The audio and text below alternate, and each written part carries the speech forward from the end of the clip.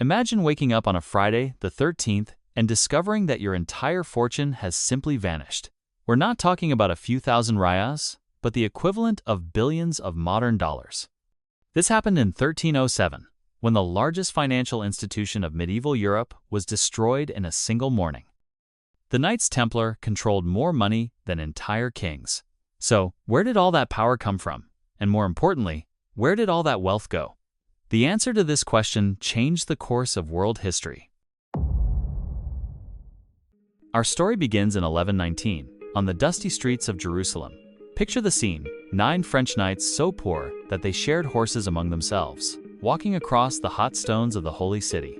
Hugh de Payens, a knight from the Champagne region of France, presents himself to King Baldwin II with a proposal that seems almost naive today. They want to protect Christian pilgrims on the dangerous roads of the Holy Land, taking vows of poverty, chastity, and obedience. King Baldwin, perhaps relieved that he wouldn't have to pay more soldiers, grants these men a peculiar lodging: the Al-Aqsa Mosque, built on the ruins of the legendary Temple of Solomon. At that exact moment, in that very place in Jerusalem, the poor fellow soldiers of Christ and of the Temple of Solomon were born. The symbol they chose was prophetic: 2 knights riding a single horse, representing their Franciscan poverty. But this image of humility would soon become the greatest irony of medieval history. Within decades, these same men who once shared horses would own entire fleets and could buy entire kingdoms. What transformed 9 poor knights into the most powerful financial institution in Europe? The answer lies in a lethal combination of political timing, financial innovation, and something few expected: entrepreneurial genius in the heart of the Middle Ages. But first, they needed legitimacy, and that's exactly what they got in 1129, when Bernard of Clairvaux, the uncle of one of the founding knights, wrote the influential treatise in praise of the new knighthood. Bernard was not just any monk, he had a golden tongue and powerful papal connections, a devastating combination in medieval politics. What happened next would forever change the balance of power in Europe.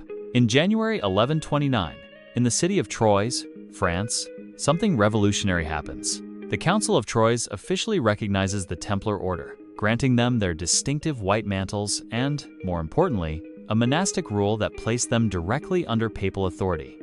But the true masterstroke would come 10 years later.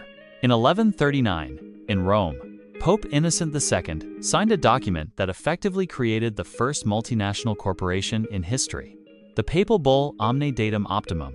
With that signature, the Templars gained powers that would make any modern CEO sigh with envy. They could operate independently of any local authority, travel freely across borders, were exempt from taxes throughout Christendom, and answered only to the Pope. It was as if the Vatican had just created the first tax haven in history. While ordinary merchants struggled with fees, taxes, and conflicting jurisdictions, the Templars operated in a regulation-free zone. But they weren't content with privileges alone. Around 1150, they developed something that would change the world forever: the first comprehensive system of letters of credit in history. Imagine this: you are a pilgrim in Paris, about to travel to Jerusalem. Instead of carrying sacks of gold across roads infested with bandits, you deposit your money at a Templar fortress in Paris and receive an encrypted document. Upon arriving in Jerusalem, you present this document at any Templar establishment and withdraw the equivalent in local currency. Historians call it the Western Union of the Crusades, but it was much more than that. The Templars created the first truly international banking network, with nearly 1,000 commanderies and fortresses spread from Ireland to the Crusader states. They developed a system of banking branches with standardized accounting, international money transfers, pension funds, secure vaults, and international banking guarantees. Concepts we still use today were born in Templar scriptoriums of the 12th century. But there was one problem. Technically, the Church forbade usury. The Templars, however, were masters at bending the rules. They charged administrative fees instead of interest, manipulated exchange rates, included clauses against currency devaluation, and eventually even charged direct interest. What was being born was not just a bank, but a financial empire that would rival any modern institution. By the early 14th century, Templar wealth was simply spectacular. To grasp the magnitude of their power, consider this fact. They possessed the equivalent of 150,000 gold florins in movable assets, half of King Edward II of England's annual debt. In modern terms, They controlled the equivalent of more than $100 million just in precious metals. But their actual purchasing power suggested much higher values. In Paris, they managed the French royal treasury and increased revenues by 120% under Philip II. In London, King Henry III himself lived in the Templar residence. King John of England even pawned the crown jewels to the Templars. They weren't just bankers, they were the bankers of kings and popes. They owned their own merchant fleet, traded everything from olive oil to luxury goods, and administered entire royal estates. One historian described them as a kind of medieval Goldman Sachs, but run like a charity house. That comparison is more accurate than it seems. Just like modern megabanks, the Templars were too big to fail until they weren't anymore. Militarily, they took part in all the major campaigns of the Crusades. At the Battle of Montgisard in 1177, only 500 Templars helped defeat an army of over 26,000 soldiers of Saladin. But the Battle of Hattin in 1187 was devastating. 230 captured Templars were beheaded and Jerusalem fell. With the fall of Acre in 1291, the Templars lost their original purpose. They retreated to Cyprus, but were now a military organization without a war, a bank without a clear military purpose, and with a fortune that overshadowed European royal treasuries. It was a dangerous combination, too much money and too many powerful enemies. And the most dangerous enemy of all was very close. Philip IV of France, known as the Fair, faced a desperate financial crisis. He had expelled the Jews in 1306, confiscating their property. He had done the same with Lombard bankers. The Templars were massive creditors of the French crown, and Philip was utterly bankrupt. The solution he devised would forever change our perception of Friday the 13th. To understand what happened in 1307, we need to step inside the royal palace in Paris. Philip IV was not just a king in debt, he was a brilliant and ruthless politician. He had already proven his ability to destroy powerful adversaries.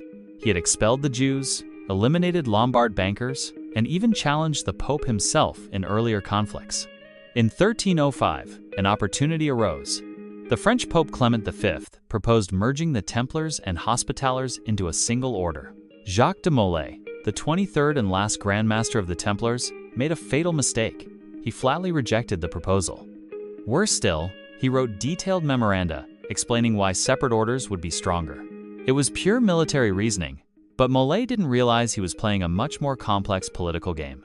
Philip IV saw in that rejection the perfect opportunity. If the Templars didn't want to cooperate, he would eliminate them completely. But it wouldn't be an impulsive action, it would be the most carefully planned financial coup d'etat in medieval history. On the 14th of September 1307, Philip sent sealed secret orders to all the bailiffs and seneschals of France. The orders were clear. The arrests would take place exactly 1 month later, on October 13. The coordination required was astonishing. Hundreds of royal officers, in dozens of cities, all acting simultaneously. The charges Philip prepared were devastating. Denial of Christ and spitting on the crucifix during initiations, homosexual practices, idolatry through the worship of Baphomet, blasphemy, heresy, and corruption in financial dealings. The arrest warrant began dramatically. God is not pleased. We have enemies of the faith in the kingdom. But there was something Philip did not expect.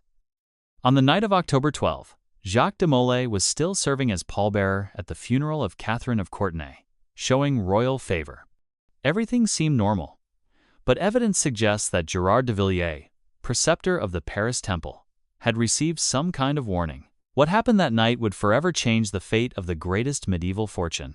At dawn on the 13th of October 1307, in Paris, the largest coordinated police operation in medieval history began.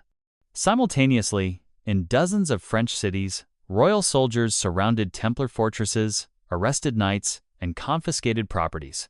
Jacques de Molay was captured while still asleep. The date would go down in history as the origin of the superstition about Friday the 13th. But when Philip IV personally opened the Templar treasures in Paris, he found them largely empty. Where were the millions in gold and silver? Where were the most important financial documents? The answer lay in a chilling discovery. Gerard de Villiers had escaped before the arrests, with 50 horses and 18 galleys, according to later testimony from Jean de Chalon. 50 horses and 18 galleys were not for a rushed escape, they were for a massive asset transfer operation. But to where? That question would torment historians for the next 7 centuries. Between October 24 and 25, 1307. Jacques de Molay was tortured at the University of Paris and forced to confess. He wrote letters demanding that other Templars also admit guilt. But in December, when papal cardinals arrived, Molay did something bold and desperate. He recanted all his confessions before them. The discovery of the Chinon parchment in 2001 in the Vatican archives revealed a shocking truth. Pope Clement V had secretly absolved the Templar leadership in August 1308 while maintaining the public persecution. It was pure politics. The Pope knew they were innocent, but sacrificed them to medieval realpolitik. In May 1310, Philip IV burned 54 Templars at the stake to break the remaining resistance. The act worked. It effectively ended organized Templar defense. The Council of Vienne. Between 1311 and 1312, initially favored allowing the Templars to defend themselves, but in March 1312, Philip IV arrived in Vienne with implicit threats. On the 22nd of March 1312, the papal bull Vox in Excelso officially dissolved the Knights Templar. Clement V acted with a sad heart, not by definitive sentence, but by apostolic provision. The greatest financial institution of medieval Europe had been destroyed not by actual crimes, but by political necessity.